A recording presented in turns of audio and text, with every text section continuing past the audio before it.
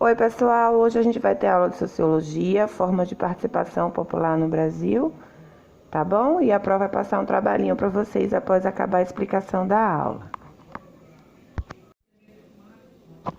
Os direitos políticos no Brasil demorou a acontecer, a se firmar, a concretizar, que aconteceu em 1889, né?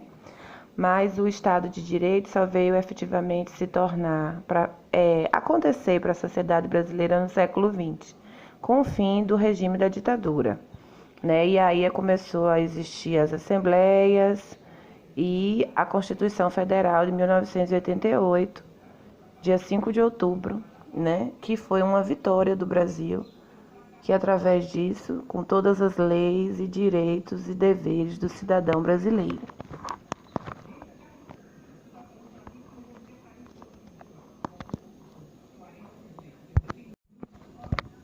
É importante a gente falar que o Brasil mesmo, através da proclamação da República em 1889, mesmo no século XX, com a Constituição Brasileira, muita coisa a gente tem que lembrar que houve muita demora.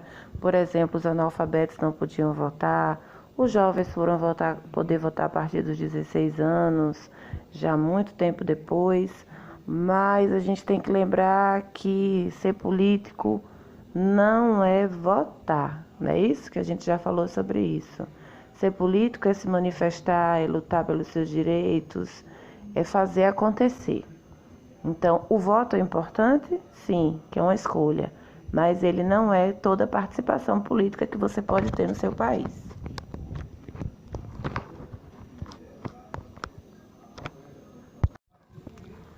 Aí aqui eu dou um exemplo a vocês que os cidadãos brasileiros, né, eles tentam sempre a conquista dos seus direitos de cidadania. Então, por exemplo, na época do Brasil colônia, tem muitas tensões sociais por conta da terra, sobre a extração de minério, que só o grande queria ter direito à terra para retirar ouro, e que assim se firmou, né? Até hoje a gente vê isso.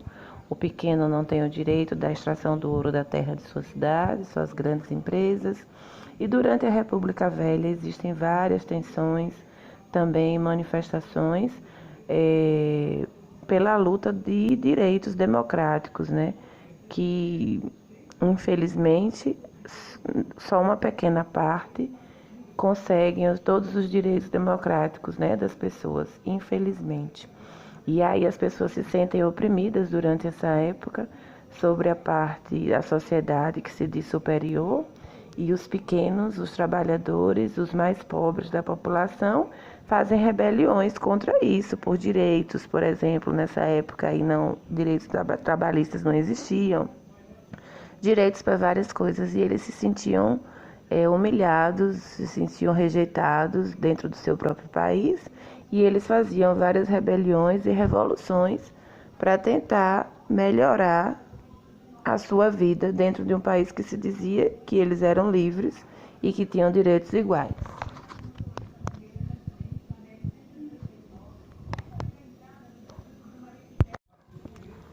Aí aqui eu dou um exemplo a vocês que os cidadãos brasileiros, né, eles tentam sempre a conquista dos seus direitos de cidadania. Então, por exemplo, na época do Brasil colônia, tem muitas tensões sociais por conta da terra, sobre a extração de minério, que só o grande queria ter direito à terra para retirar ouro, e que assim se firmou, né? Até hoje a gente vê isso.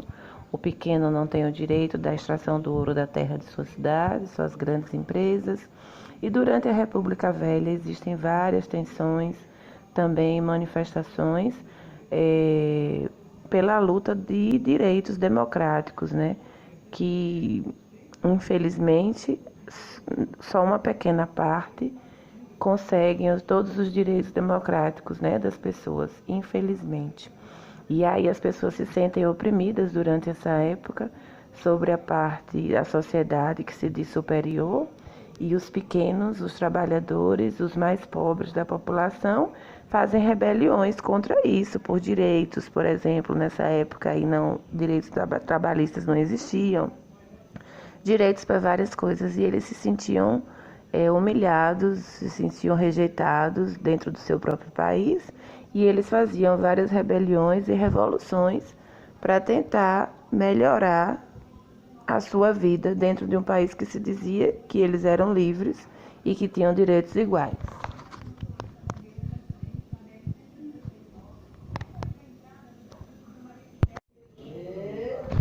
O fato é que a população brasileira, sempre os indígenas, os escravos, trabalhadores rurais, os pequenos comerciantes, os estrangeiros, sempre tentou lutar, né, contra a classe dominante. Então, sempre os grupos sociais dominantes estavam lá em cima. Não me difere muito desses momentos, né, atuais, na minha percepção. E existem esses movimentos sociais para tentar lutar por direitos que não querem dar, né? Então, aí, o que é que eu quero que vocês façam? Eu quero que vocês pesquisem sobre os movimentos operários e movimentos sindicais brasileiros, né?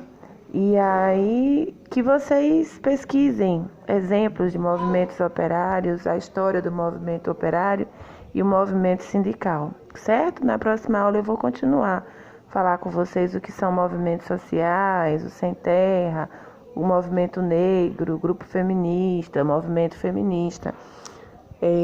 Essa pesquisa vocês vão colocar o movimento operário e o movimento sindical, vocês colocam movimento operário e movimento sindical segundo a sociologia ou segundo a história, e vocês colocam no caderno. Quando a gente retornar à aula eu vou pontuar, vale um ponto, tá bom?